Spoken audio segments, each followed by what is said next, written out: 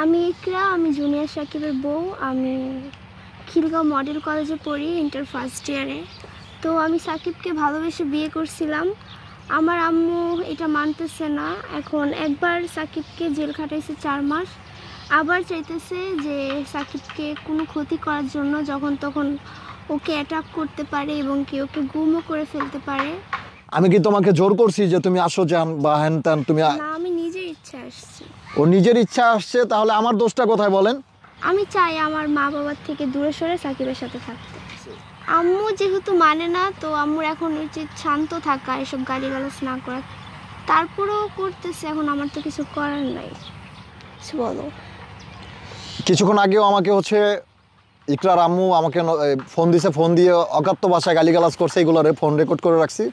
Even আমাদেরকে স্টুডেন্টের ভয় দেখাইতেছে যে স্টুডেন্ট নিয়ে আইসা মানে আমাকে রাস্তাঘাটে মাইরা মানে চাকা লাগায় ফেলবে। কেন আমার ওয়াইফও তো স্টুডেন্ট, আমিও তো স্টুডেন্ট ছিলাম এক সময়।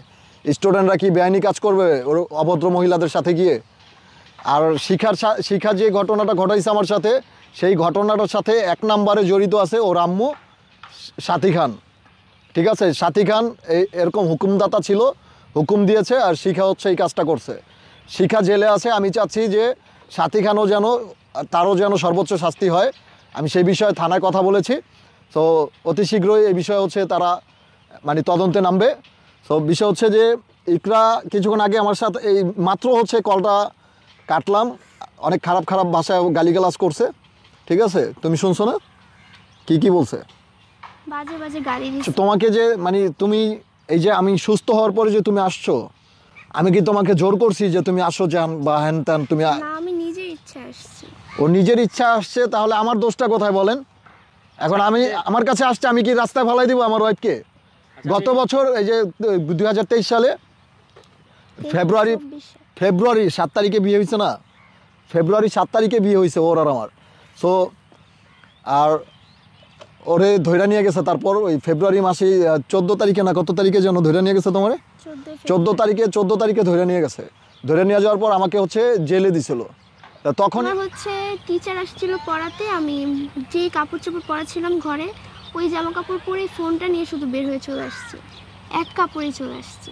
আমার টিচার আসছিল পড়াতে, আমি যেই কাপড় চোপড় পরাছিলাম ঘরে, ওই জামা কাপড় পরে ফোনটা নিয়ে শুধু বের হয়ে চলে আসছি, এক কাপড়ে চলে আসছি। না, আমার হাতে শুধু ফোন ছিল আর আমি বাসার ড্রেস পরে চলে আসছি। এই যে আবার যে সাকিব ভাইয়ের কাছে চলে আসলে, আপনি তো অনেক এই যে ঘটনা মাঝখানে তো অনেক ঘটনা ঘটে গেছে, জানার পরেও কেন আসলেন? ভালোবাসি এই জন্য। আপনার মা তো এটা মেনে নিতে পারতেছে। কিছুক্ষণ আগেও তো হসপিটালও আসছিল 2 দিন দেখা করতে। আমার আম্মু শুরু থেকেই মানে নাই, আর কখনো মানবেও না আমার মনে হয়। তো তাহলে থাকতে হবে। আপনি কি করতে চান? আমি চাই আমার মা বাবার থেকে দূরে সরে সাকিবের সাথে থাকতে। আপনাকে কি কোনো রকম এই সাকিবে থ্রেট দিয়েছে কিংবা? না, আপনি নির্ভয়ে বলতে পারেন সাকিব কখনোই আমাকে ফোর্স করেনি। তো আপনারা তাহলে ওর আম্মুর কাছে দিয়ে আসেন, তো আমি দেখি যায় নাকি দেখি। এখন যদি আপনার মা এসে নিয়ে যায় তাহলে কি করবে? যদি সাকিবের কাছে না দিতে চায় তাহলে কি করবে? আমি যাব না। আমি না গেলে কিভাবে নেবে? জোর করে তো নেওয়া সম্ভব না। আর যদি নিয়েও যায় তারপর আমি আবার চলে আসবো, এভাবে কতবার নিবে আনবে? আপনাকে কি জুনিয়র সাকিব কিছু খাওয়াইছে, তাবিজ করছে? জিজ্ঞেস করেন না, আপনি বলেন খাওয়াইছো কিছু?